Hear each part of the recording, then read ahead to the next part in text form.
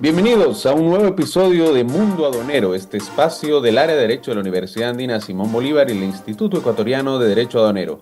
El día de hoy conversaremos sobre un tema de interés a nivel mundial para el comercio internacional. ¿Qué está sucediendo con los aranceles, la política arancelaria de algunos países, especialmente Estados Unidos, y esta guerra comercial y cómo incide en el comercio exterior del Ecuador? Y para eso tenemos un invitado muy especial. Bienvenida también, Fernanda. Bienvenidos a todos a este nuevo episodio. Tenemos el gusto de contar con Josué Erazo. Él es economista por la Universidad Católica del Ecuador y también tiene una maestría en economía por la Universidad Politécnica Nacional.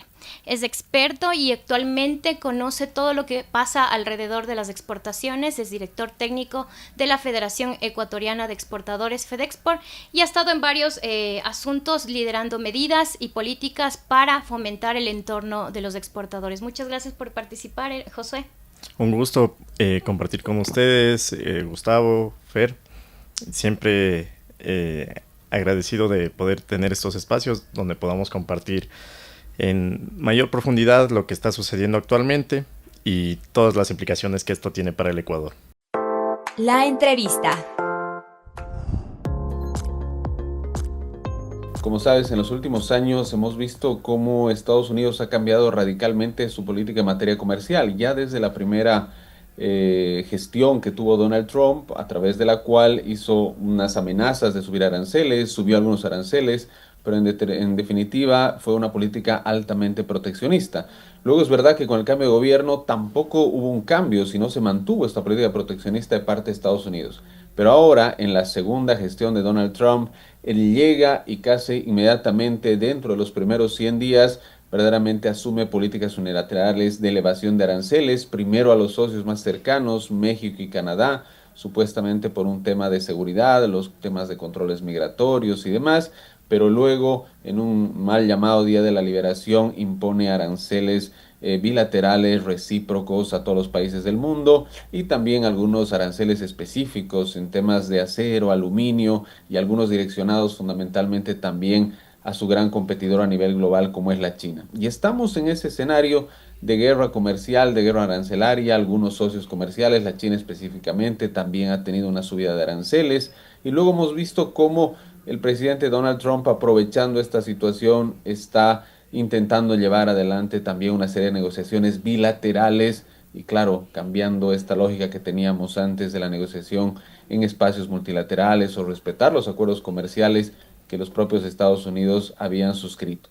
En este escenario tan complejo, estimado Josué, queríamos preguntarte desde la perspectiva de FEDEXPOR, ¿cuáles son los principales riesgos que este tipo de medidas unilaterales genera para el comercio exterior ecuatoriano, especialmente pues para nuestro sector exportador? Genial. Bueno, los principales riesgos que, como tú bien señalabas, todo el timeline de la subida de aranceles que ha venido de parte de Estados Unidos de manera unilateral con algunos socios comerciales y luego finalmente para todo el mundo, tiene ciertas implicaciones que sin duda alguna pueden llegar a tener algunos riesgos para los exportadores ecuatorianos. Principalmente, digamos, arrancando desde las primeras políticas comerciales que empezó a tener en su primer mandato el presidente Trump, hablamos de que una vez que tú estás imponiendo aranceles, ¿no es cierto?, a tu economía, lo que haces es restringir el comercio y a la final, en un mundo tan globalizado como el que vivimos actualmente, al ponerle trabas al comercio, lo que tú haces únicamente es encarecer los costos tanto de producción como de venta final al público. Entonces, esto en cierta medida lo que abona es a que tú tengas un mayor incremento del costo de los productos. Eso te lleva a una mayor inflación. Una mayor inflación lo que te lleva es a tener una menor demanda también, ¿no es cierto? Tienes menos capacidad adquisitiva en el bolsillo de los consumidores y puedes consumir menos. Y finalmente lo que eso te genera es que tengas una reducción en el crecimiento económico de manera generalizada. Entonces, si bien es cierto, las políticas comerciales que se dieron en el primer mandato tuvieron una suerte de ir bastante direccionadas a ciertos sectores en específico, ya en este segundo mandato hemos visto cómo estas políticas se van prácticamente para todos los socios comerciales y para tener también en sectores específicos algunos aranceles que pueden llegar a ser incluso un poco más altos. Entonces, las previsiones y digamos los riesgos vienen en el sentido de tener una menor demanda. Y también cuando tú tienes una menor demanda, lo que hacen el resto de oferentes, ¿no es cierto?, es poder abaratar sus costos también para poder reducir sus precios y poder sostener esta participación de mercado que ellos pueden llegar a tener. Entonces, en ese sentido, digamos, ese es un principal riesgo que nosotros vemos a nivel de comercio internacional, que la demanda puede llegar a contraerse en cierta medida. En términos macro, digamos, tuvimos en los últimos años la pandemia, después el periodo post-pandemia, que fue un periodo bastante bueno. En realidad las economías se reactivaron mucho más de lo que nosotros veníamos percibiendo previo al 2020. Entonces, justamente en el 2023-2024 ya estábamos viendo cómo este empujón del consumo post-pandemia venía normalizándose y con una tendencia hacia la baja. Entonces, lo que estas medidas hacen es un poco ahondar más esta tendencia a la baja del comercio mundial. Entonces de ahí un poco, digamos, estaría uno de los principales riesgos. Y por otro lado, si bien los argumentos del presidente Trump tienen que ver con un carácter comercial, de que Estados Unidos tiene un déficit estructural en el comercio que maneja, también tiene una suerte de tinte geopolítico. Y en este sentido, también esto representa un riesgo para el Ecuador y para las exportaciones del Ecuador, teniendo en consideración de que alguna alineación a nivel político diplomático que pueda llevarse alrededor de uno u otro de los principales participantes de esta guerra comercial, puede llegar a tener ciertas implicaciones para que algún socio pueda decir, bueno, este país no está cooperando con mi política de comercio internacional que yo estoy manejando, entonces quizás pueda empezar a tener algunos aranceles específicos adicionales a los que yo considero. Entonces, desde ese sentido, nosotros desde la Federación siempre hemos abogado por poder tener una política comercial y diplomática bastante pragmática, donde si bien, digamos, estar alineados con los países es importante, pero mucho más importante es poder tener una institucionalidad alrededor de los factores que pueden blindar el comercio internacional y precisamente manejar los negocios como son negocios entre empresas y las relaciones entre países que no lleguen a entorpecer estas relaciones entre las empresas. Entonces, por ahí irían los principales riesgos que nosotros hemos evidenciado alrededor de esta guerra comercial. Y bueno, ahí te hago una consulta porque después de escucharte caigo en cuenta que efectivamente creo que hemos tenido 3 grandes golpes Ecuador, ¿no? A nivel de las exportaciones y todas las operaciones de comercio exterior.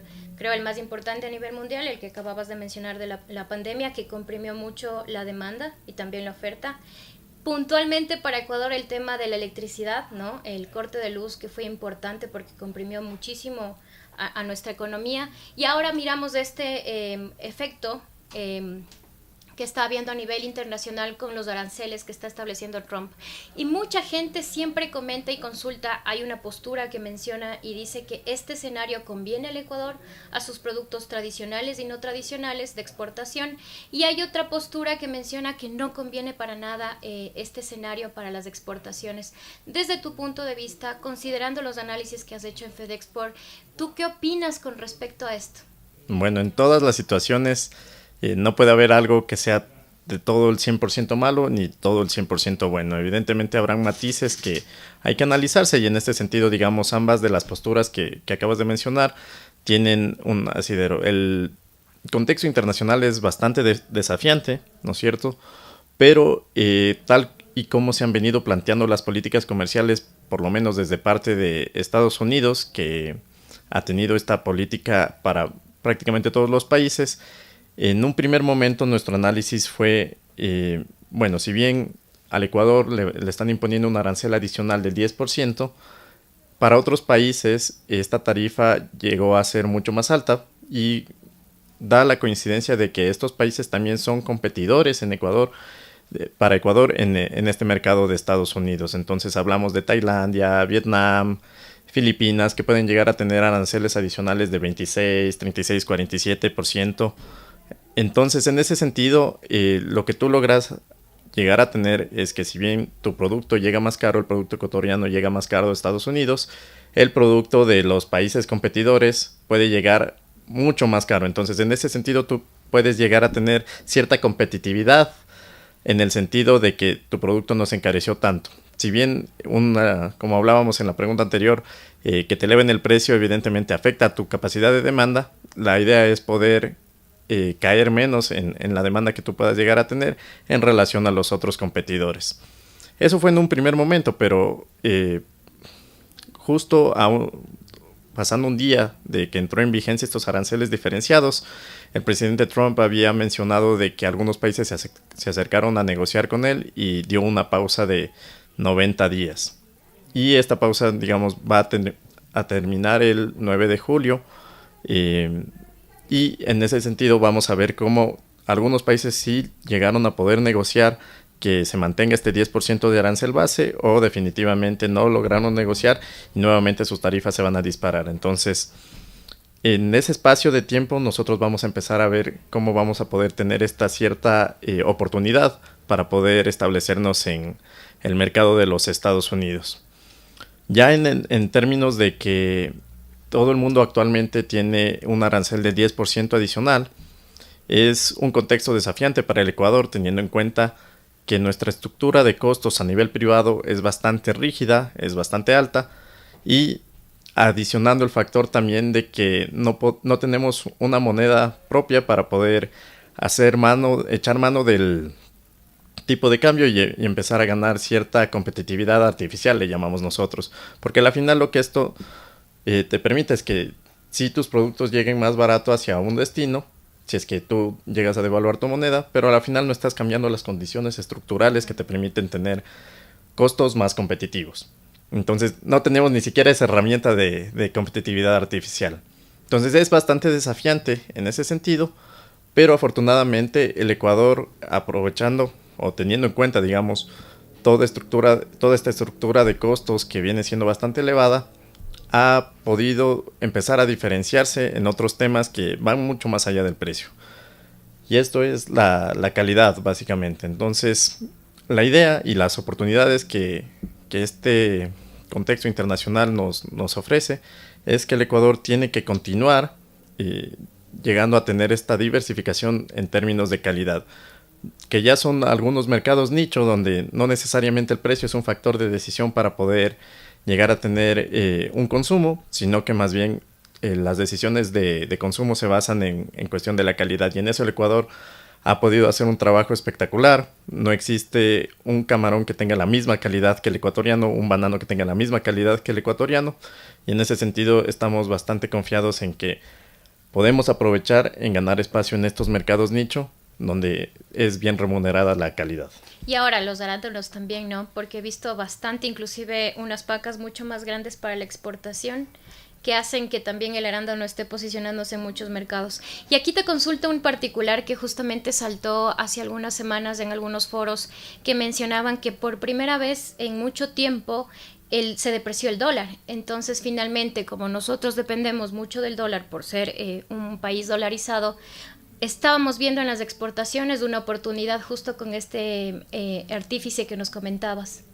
Sí, definitivamente, digamos, esta pérdida de valor del dólar no necesariamente corresponde a una razón buena, y es justamente la razón que estamos analizando en este momento, que la decisión del presidente Trump al elevar los aranceles lo que ha hecho es generar menor certidumbre o menores expectativas de crecimiento alrededor de la economía estadounidense. Y esto, sin duda alguna, es un factor que influencia para que el dólar pierda valor.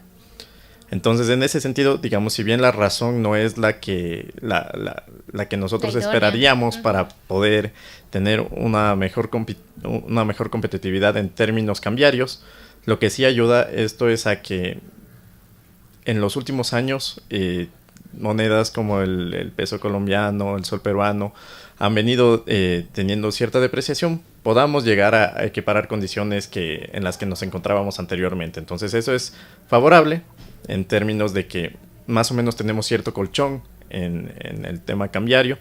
Sin embargo, los factores estructurales, como comentaba, todavía persisten, y eso es un tema que lo abordaremos próximamente. Sí, estimado Josué, mira, yo considero que el comercio internacional o el comercio exterior son las actividades en las que más se necesita esta sinergia de actores públicos y privados.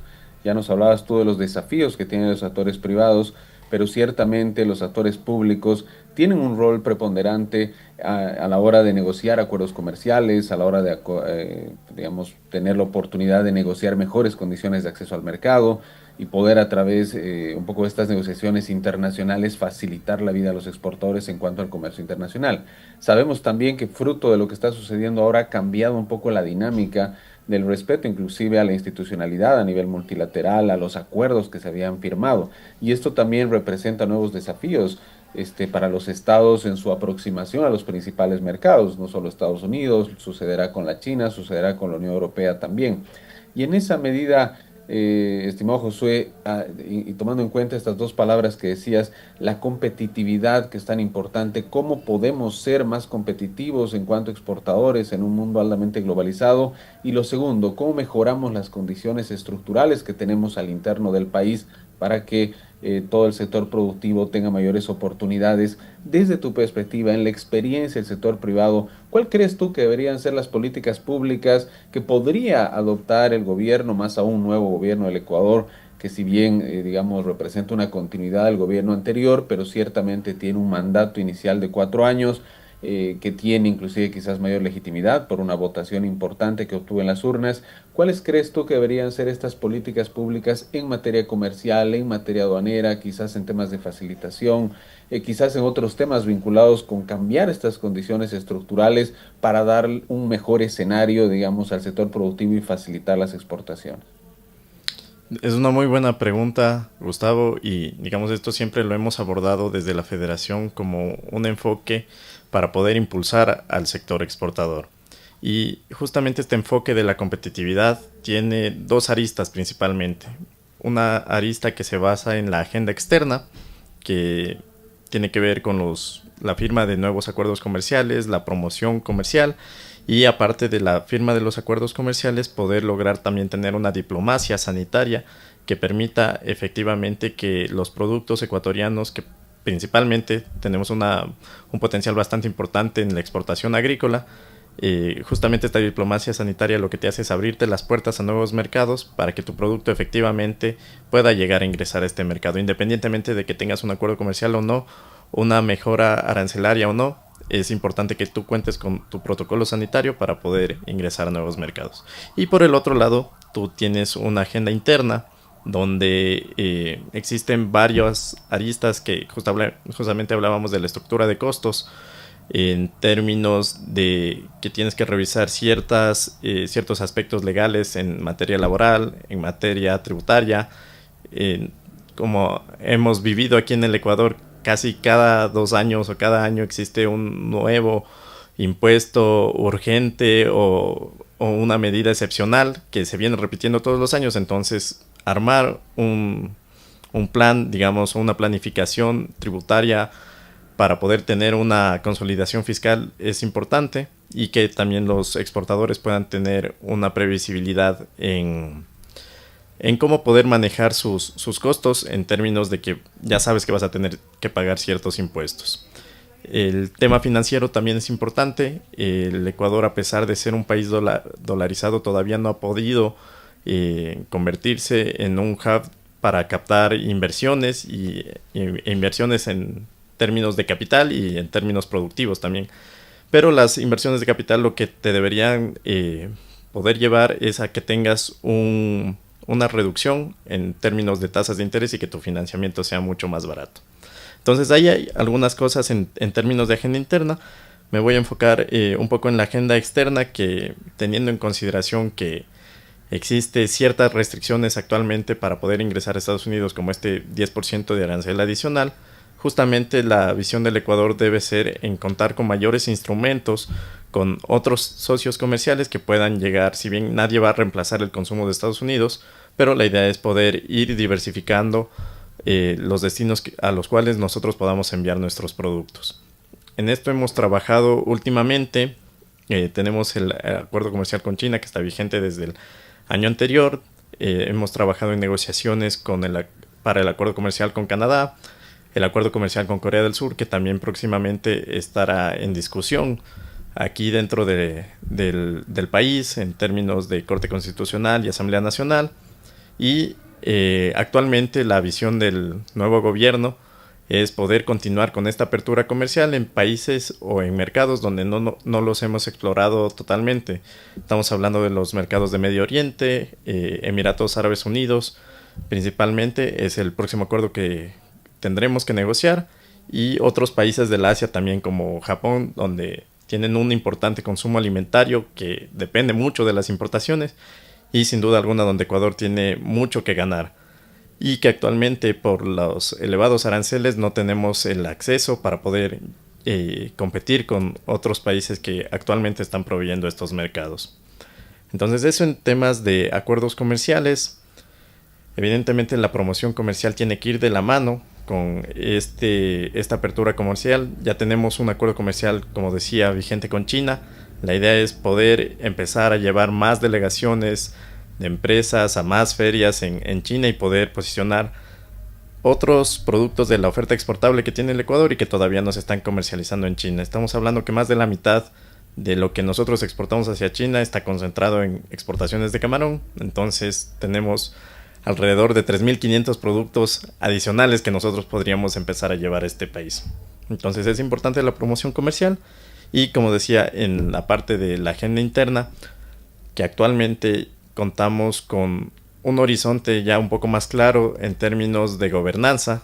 Tenemos ya un presidente que esperamos que pueda llegar a cumplir su mandato de 4 años, porque también tiene cierta consolidación en la Asamblea Nacional. Entonces, tanto las medidas que se puedan tomar alrededor del Ejecutivo para fomentar el comercio exterior, como dentro del Legislativo en la Asamblea Nacional, son importantes que poder tener esta previsibilidad. Entonces, me parece que por ahí podría ir trabajando el gobierno. Hace unos 15 años, más o menos, el Ecuador era un país bastante cerrado al mundo, casi no teníamos acuerdos comerciales. Pero ahora ya empezamos a tener estos instrumentos y tenemos que sacarles todo el provecho. Y justo en esa línea de lo que nos comentabas de los costos que implica, ¿no?, en la exportación, no solo es el hecho de promover una reducción de aranceles al introducir un producto ecuatoriano en un país, sino también mirar qué conlleva todo eso, que muchas veces son costos. Hay una mala concepción aquí de muchas veces pensar que cualquier política que afecte a las importaciones deja exento al exportador, ¿no? Muchas veces no es así, porque los exportadores también importan sus insumos para poder hacer este producto que va a ser exportado. Entonces, en ese sentido, miramos también que existen políticas arancelarias que afectan a sectores que son sensibles en el Ecuador respecto a su producción. ¿Cómo podría ser también aquí el gobierno para mermar cualquier impacto que pueda involucrar a los insumos que son importados para luego servir en esta exportación? Desde FedExport, ¿cómo están mirando para hacer a un lado a esos productos y que no sean afectados con cualquier política arancelaria? Bueno, desde la Federación nosotros tenemos el enfoque de que siempre el comercio tiene que ser de doble vía. Es decir, si nosotros vamos a firmar un acuerdo comercial, tenemos que estar conscientes de que vamos a exportar, pero también vamos a importar. Es la idea del comercio, y lo que te permite importar es que uno, como tú bien señalas, Fer, es que podamos tener mayores insumos o bienes de capital, maquinaria que no necesariamente estamos produciendo aquí en el país, y también mayores opciones de consumo para las personas que vivimos aquí dentro del país. Evidentemente, en un país que tenemos alrededor de 17 millones de habitantes, no vamos a poder procesar o realizar todos los productos que necesitamos. Entonces la importación se vuelve muy necesaria para cualquier economía en el mundo. Uh-huh. Alrededor del 70% de lo que nosotros importamos en productos no petroleros, es decir, dejando de lado el petróleo, corresponden justamente a insumos intermedios, materias primas y bienes de capital. Entonces, en ese sentido, digamos, la dependencia que nosotros tenemos en términos de insumos para producir es bastante elevada, y tenemos que avanzar en esa línea de que no necesariamente vamos a llegar a producir todo. Eso por un lado, y por el otro, tenemos nosotros también la visión de que los aranceles, tanto que nos imponen a nosotros el resto de países como el que nosotros imponemos, tiene que irse reduciendo gradualmente a lo largo del tiempo. Pero no necesariamente, digamos, la discusión va alrededor de los aranceles. Esto va más allá de los aranceles y se lleva a términos de una política productiva.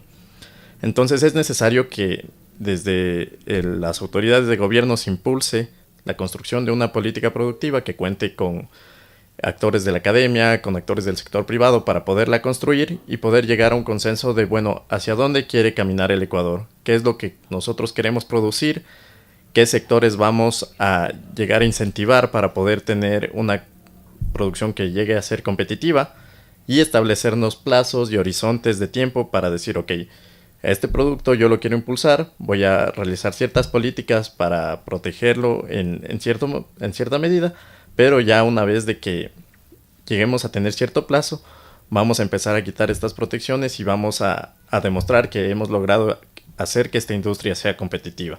Entonces, en ese sentido, digamos, no es necesariamente la discusión sobre el quitar o no quitar los aranceles, sino más bien avanzar en la discusión sobre qué es lo que queremos producir, podemos ser competitivos en estos productos y un poco ir haciendo este ejercicio de retrospección también y ser conscientes de en qué somos buenos produciendo y qué necesariamente vamos a tener que consumir de otros países. Justamente también hay una consulta que tengo yo ahí particularmente. Bueno, hace 2 años, si no es un poco más, se intentó nuevos acercamientos con Estados Unidos para que vuelva a ser un socio comercial con un marco jurídico flexible. Como ya no tenemos un acuerdo, entonces en ese momento se preveía establecer una ley, la ley IDEA. No sé si tú desde el FedExport conoces qué pasó con este proyecto, ¿se va a seguir impulsando? ¿Ustedes ven una herramienta importante en esta ley? ¿O visto el escenario como estamos ahora, tal vez es importante promover tal vez un acuerdo, ya no la ley? ¿Cómo FedExport ha tomado este asunto? Bueno, el acercamiento comercial con Estados Unidos ha tenido un largo historial. Esto en el sentido de que actualmente somos el único país de la costa del Pacífico que no cuenta con un acuerdo comercial con los Estados Unidos y paradójicamente los Estados Unidos es nuestro principal destino de exportaciones. Entonces es una situación sumamente desfavorable. Pero bueno, yéndonos al lado de la historia, Ecuador ha sido beneficiario de manera unilateral de una reducción de aranceles por parte de Estados Unidos. Es decir, Estados Unidos ha dispuesto poder reducir los aranceles para algunos productos con el objetivo de fomentar la producción justamente en Ecuador y la exportación hacia los Estados Unidos. Entonces esto lo hemos tenido desde los años 90 y son instrumentos que se han venido renovando a lo largo del tiempo. El más importante dentro de estos instrumentos fue el ATPDA, que fue un programa para combatir las drogas en la región andina y justamente lo que buscaba es que, ok, yo te reduzco los aranceles, tú tienes mayor posibilidad de llegar a mi mercado, entonces dedícate a producir estos bienes que nosotros te estamos reduciendo los aranceles y para un poco desincentivar que los cultivos se vayan a alguna actividad ilícita. Pero esto se terminó en el 2013 cuando de manera unilateral desde el gobierno del Ecuador decidimos no aceptar más este beneficio unilateral que teníamos. A partir de entonces únicamente nos quedamos siendo beneficiarios del sistema generalizado de preferencias, que básicamente igual es una reducción arancelaria que tiene Estados Unidos para algunos países que se consideran en vías de desarrollo y justamente la idea es poder apoyarlos económicamente para que ellos puedan exportar. Sin embargo, también en diciembre de 2020 el sistema generalizado de preferencias caducó y actualmente ya estamos 2025, hemos pasado más de 4 años sin algún beneficio arancelario para nuestros productos. Esto es importante porque si bien alrededor del 60% de lo que nosotros exportamos a los Estados Unidos en productos no petroleros está libre de aranceles, estamos hablando de los productos tradicionales como banano, camarón, cacao, el resto de la oferta no tradicional que justamente puede llegar a tener mayores encadenamientos, mayor penetración dentro de algunas zonas rurales, está teniendo que enfrentar aranceles que van hasta el 35%. Entonces son aranceles que son totalmente inviables para que un producto pueda ser competitivo en algún mercado. Entonces justamente como tú mencionabas, Fer, estábamos impulsando desde la federación la aprobación de la ley IDEA. Entonces, esto, a diferencia de un acuerdo comercial, también tenía el tinte de poder ser un beneficio de manera unilateral para el Ecuador. La idea era poder introducir al Ecuador dentro de un esquema de preferencias arancelarias que tienen los países de la cuenca del Caribe, y con eso, digamos, empezar a manejar estos aranceles de hasta el 35% que hablábamos hace un momento. Sin embargo, esta ley, al ser una ley, tenía que pasar por aprobaciones tanto del Senado como de la Cámara Baja. Entonces había que contactar a todos los actores que puedan tener relación con leyes relacionadas con el comercio. Entonces, en el Senado tenías una comisión de finanzas, una comisión de comercio, y también en la Cámara Baja comisión de finanzas, comisión de comercio. Entonces era un camino bastante largo para que después de ser aprobado en estas comisiones se lleve a discusión del Pleno, y después de la discusión del Pleno ya sea el Ejecutivo el que finalmente apruebe. Entonces fue un camino bastante largo. Logramos tener bastantes acercamientos tanto con senadores como con congresistas, que actualmente ellos están a favor de poder tener un comercio más fluido con el Ecuador, de mayor magnitud. Sin embargo, al reestructurarse también, porque esto lo planteamos cuando había otro Senado, otra Cámara Baja, y evidentemente había otro presidente, entonces las visiones han cambiado en materia de hacia dónde quieren ir cada uno, y en esta ocasión la promoción de la ley IDEA, digamos, todavía está puesta sobre la mesa. Sin embargo, teniendo en cuenta que el presidente Trump ha mencionado que quiere avanzar en negociaciones bilaterales con algunos países, nosotros consideramos que quizás también impulsar la negociación ya de un acuerdo comercial bilateral puede ser otra alternativa en la que quizás debamos enfocarnos más. No dejando de lado, digamos, la parte de la ley IDEA, pero finalmente el objetivo siempre va a poder ser tener un acuerdo comercial con los Estados Unidos.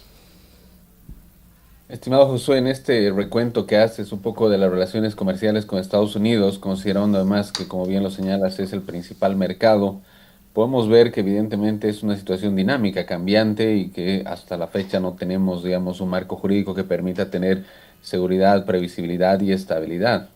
Por otra parte, también señalabas algo que es muy importante: la política comercial del Ecuador ha ido cambiando. Había sido un país que un poco se decantaba por tener una política también proteccionista, de alguna manera contraria a la firma de acuerdos comerciales, y en los últimos años esto se ha modificado, de tal manera que hay un segundo elemento que demuestra esta dinamicidad en cuanto a la regulación del comercio internacional y en cuanto al escenario que tienen que enfrentar las empresas exportadoras en su dinámica, por supuesto, de acceder a otros mercados, pero también, como decía Fernanda, de acceder a insumos que puedan perfeccionar, digamos, el proceso productivo interno, de tal manera que estamos siempre en constantes cambios, sumado además ello a los cambios que tenemos a nivel nacional, tanto a nivel político como a nivel legislativo. Y rescato lo que tú señalabas, esta necesidad de tener una visión estratégica como país, y de que la política comercial no sea más una política gubernamental, sino una política de Estado, para responder la pregunta que hacías de hacia dónde queremos ir como país, y en función de esa pregunta, pues seguramente los sectores involucrados, actores públicos y privados, FedExport estará ahí seguramente, intentar vislumbrar cuál será la mejor estrategia para enfrentar no solamente los desafíos actuales, año 2025, en medio de esta guerra comercial, sino verdaderamente poder identificar estas potencialidades que puede tener el Ecuador para, digamos, de largo plazo, ¿no? De mediano y largo plazo, y poder potenciar los diferentes sectores. Y en esa medida, estimado Josué, estamos en una radio universitaria, por supuesto, en un espacio académico también. Desde tu perspectiva, ¿qué recomendaciones tú les puedes dar a los estudiantes o a los futuros profesionales del comercio internacional, del derecho aduanero, de los negocios internacionales que nos escuchan, y cómo crees tú que podrían prepararse, pues, para aportar de mejor manera no solamente al desarrollo del país, sino también para poder formar estos cuadros profesionales altamente cualificados que se necesitan precisamente para encarar estos complejos procesos de negociación a nivel internacional? Justamente como tú señalabas, Gustavo, el país ha venido experimentando algunos cambios, tanto en el horizonte de hacia dónde estamos llevando nuestras políticas tanto productivas como comerciales, pero también en términos de los desafíos que enfrentan las empresas. Y lamentablemente, digamos, en los últimos años hemos visto como la seguridad ha podido ser, digamos, uno de los factores que sin duda alguna ha complicado no solo a hogares, sino también a empresas, en términos de que están afectando sus actividades cotidianas. Entonces, un poco la sugerencia iría a poder investigar más, conocer más un poco de cómo empezamos a normar alrededor de los procesos de exportación, de tal suerte que tengamos ciertos niveles de estándares alrededor de todos los actores de la cadena logística que justamente nos aseguren que vamos a tener menos riesgo de que alguna actividad ilícita se pueda estar infiltrando. Particularmente nosotros esto lo hemos analizado desde la Federación en un aspecto bastante profundo, y tú puedes ver cómo desde los depósitos de contenedores que tienen los contenedores vacíos hasta los transportes, la seguridad en la finca, el tema de puertos, tienes actores que cumplen con estándares súper altos en términos de seguridad, pero no es el común denominador alrededor de toda la cadena. Entonces es sumamente importante poder ir generando estas normativas que nos puedan poner a todos sobre la misma base, de tal suerte que justamente podamos apoyar a que el Ecuador no se ha visto a nivel internacional como un país que puede estar relacionado con actividades ilícitas, sino que más bien el término de la marca país pueda estar todavía relacionado con la calidad que hablábamos hace un momento, que sin duda alguna el Ecuador ha podido posicionarse de buena manera, pero justamente en los últimos años hemos visto cómo esta parte de la inseguridad se ha vuelto un factor que a tener en cuenta. Hace unos años yo te hubiera dicho sí, tenemos que avanzar en temas de facilitación al comercio, donde sí la seguridad era un factor que estaba contemplado, pero no en la magnitud en la que actualmente se requiere. Entonces empezar a poner, digamos, estas bases, estos estándares alrededor de toda la cadena logística es importante. Y otro de los factores que quizás puede ser importante para los estudiantes que puedan empezar a investigar más es un poco sobre las responsabilidades que tienen todos los actores dentro de la cadena logística. Y esto ya me voy más allá de todo lo que sucede aquí a la interna del país, sino también lo que sucede una vez que los productos salen del puerto. Es decir, cómo se encuentra actualmente la estructura normativa del Ecuador para manejar ciertas responsabilidades que pueden suceder en el transporte internacional y también en cómo llega nuestra mercancía hacia los puertos. Existen países que, digamos, han manejado otros enfoques jurídicos para poder tener mayor responsabilidad por parte de las navieras, por ejemplo, con respecto al manejo de las mercancías. En Ecuador todavía ese es un aspecto que tiene que continuar avanzando. Entonces me parece que las investigaciones deben ir alrededor de estos dos temas que actualmente son los que están causando complicaciones a las empresas exportadoras, y justamente es donde van a tener la demanda de las empresas exportadoras para poder avanzar hacia una solución que permita tener un comercio internacional más fluido y más seguro. Creo que justamente tocaste un tema que lo habíamos omitido mucho y creo que la mayoría lo omite, que es el tema de la seguridad. Y es un punto que afecta mucho a los exportadores porque vemos cómo hay contaminación de contenedores con productos ecuatorianos que llegan a países y finalmente tenemos muchos problemas para poder introducir esos productos, ¿no? Y en esa línea te comento algo en particular para que también quisiera conocer tu opinión. Hay una asociación de derecho marítimo que funciona mucho, tenemos colegas en Guatemala con los que hemos comentado de esto. Fuimos a una reunión en la que se habló de seguridad en puertos, no solo en puertos, sino en aeropuertos también y los pasos fronterizos. Y hubo una particularidad, porque sí, muchas de las empresas exportadoras tienen un componente de seguridad o han tenido que reforzar su seguridad en el comercio exterior porque no miran que una tarea del Estado sea cubierta, ¿no? Si finalmente la seguridad en puertos debería ser un asunto de Estado, ha sido trasladado a los exportadores para que lo hagan. Y frente a ello, la postura o la propuesta que hacía Guatemala y que me pareció súper interesante para discutirla inclusive aquí era: bueno, si yo como sector privado, como sector exportador, estoy cubriendo un aspecto que debe ser cubierto por el Estado, entonces debería tener una reducción impositiva en compensación a todo el gasto de seguridad que yo estoy haciendo y que el Estado no lo está haciendo.